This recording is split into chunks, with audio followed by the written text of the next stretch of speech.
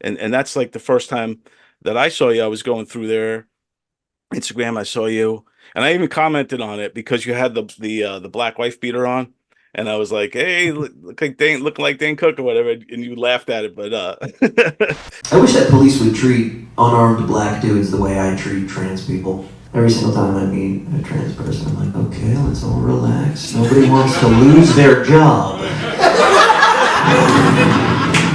Let's all just take it real slow here. Nobody reach for anything. This is simply a case of mistaken identity. You see, I thought you were some guy. I first of all, I love that. That's like what resonates because it's also like it's not a short. It hasn't been for me. Uh, a short path to forget success. Just like being a working comic and paying my bills. Like it's there. It's a high risk, high reward style. And I call it a style, but I don't. To me, it's not a choice. That's me. that's who you are, right? Yeah. But it is there's just like a different risk factor when the thing that you're doing has like a different value add, different like reliability, even like as far as how I feel about myself as a comic. Like it took me a long time to become consistent, and really even understand like what it is that I'm doing and how to do it. Um, but yeah, man. And then like as far as like I mean, you look like Dane Cook, right? Like you said, he was a guy that was like one of the first guys to do what he does in with such a big splash that it sort of added a wing to comedy. It was like now this is okay. And Right. Yeah. granted, if it had added a bigger wing or really expanded people's understanding of what stand-up could be, it would mean two things. It would mean that he's actually it would have done less for him because it would mean inherently that what he did was not so new and refreshing. But then it would also make it so that he's not the thing that people who do similar things are compared to. 2.5 hours into a game of Monopoly. Here it is. Ready? I quit!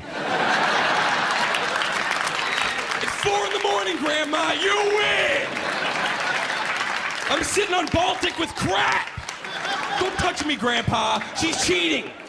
I hate when you're the banker, Grandma. Where did you get the pink 50s? Right.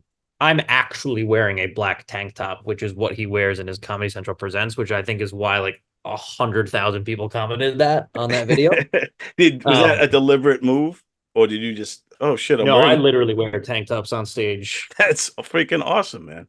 30% of the time. But it kind of is a similar thing to the way that I perform, which is that like I just want to be me. And sometimes you have to force yourself to be authentically you by way of doing the things that are comforting for you, but on stage. So it's I wear tank tops or I am shirtless just whenever possible because I'm just comfortable. Yeah. Comfortable at home in a tank top. I'm a comedian. I'm not in an office. If I'm working on my laptop all day, I'm wearing a tank top or nothing. So at some point and then also it was like the summer in LA. I was living in LA. I was just like, I'm wearing tank tops on stage. I don't care. And I don't want to dress up and make myself feel not like me up there because that brings me further from me. Right. And I actually know that me is beyond the material, my most reliable attribute.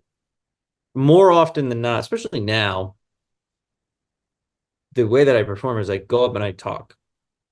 Because I remember knowing about Richard Pryor that he would just go up and talk. And I'm like, oh, so that's possible.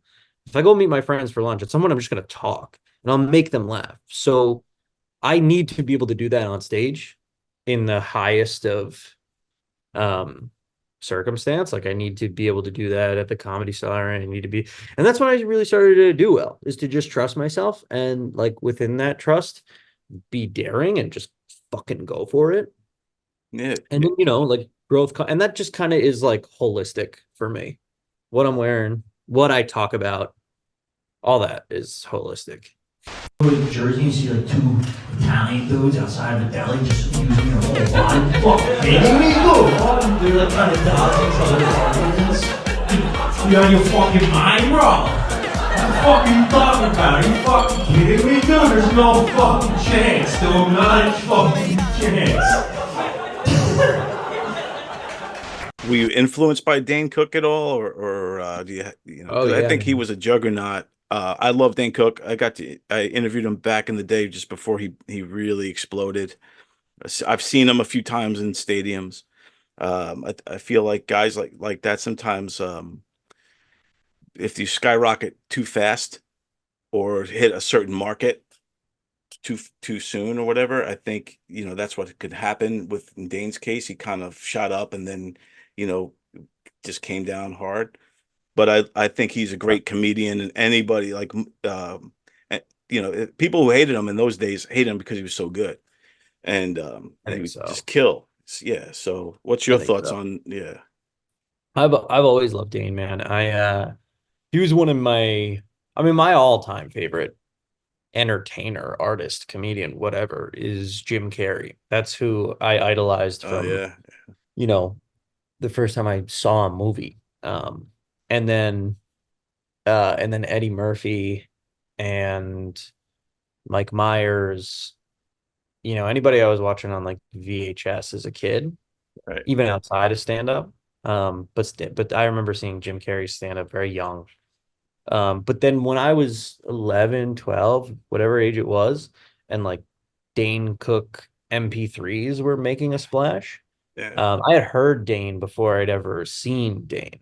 I had my brother had an iPod, and I would like take it when he was at like football practice or whatever, and I would just like walk around with it, and he had like one or two of the albums that Dana, and I would just memorize that guy's stuff, and I would do the bits to my friends and stuff. The And Burger then King. He is the Burger King. All those bits and that. the pickles. Yeah, the pickle. Yeah. Hi, ma'am. May I please take your order? Sure, some pickles or no, cheese.